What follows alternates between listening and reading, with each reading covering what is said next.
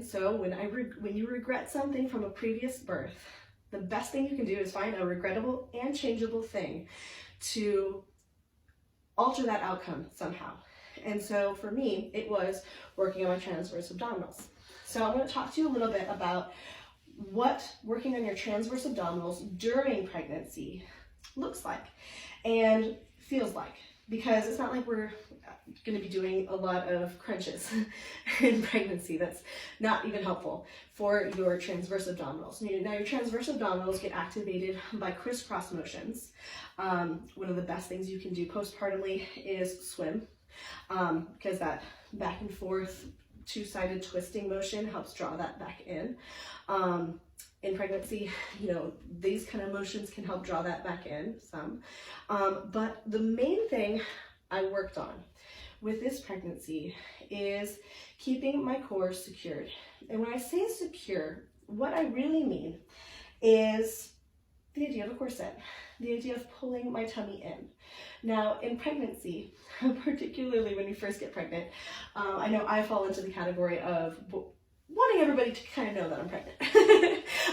I'm pregnant, I'm not fat, which we all see at some point or another. And so we have this tendency that once we're pregnant, we give ourselves permission to kind of let it out, to let it sag, to let our belly show more. We stand like this all the time, right? Because we want people to see that we have a belly and it's a baby in there that's causing that belly. But that is counterproductive. It's not productive for keeping that core secured.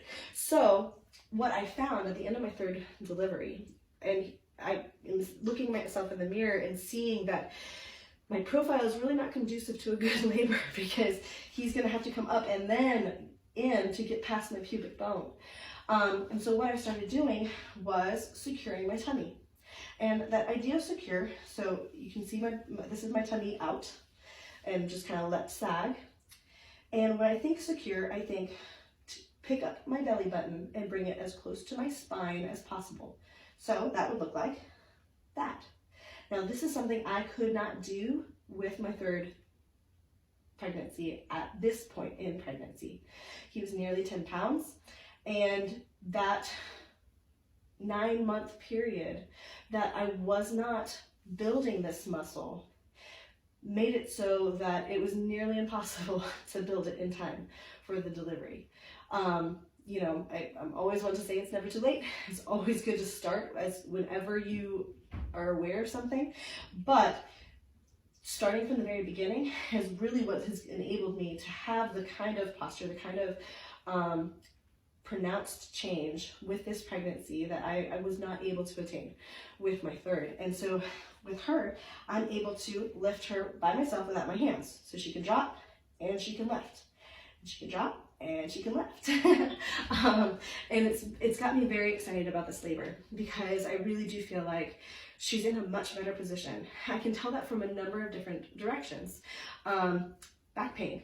With my third born, my back was just continually out, and I did not have chiropractic care either, which was a huge contributing factor, where here I'm lifting, I'm twisting, I'm doing all these things, and I just hadn't found a very good chiropractor. And the ones I had tried out quite possibly could have contributed to it being worse, because of just their lack of knowledge of working with a pregnant person. And so because of that, I had hip problems constantly. I had back problems constantly.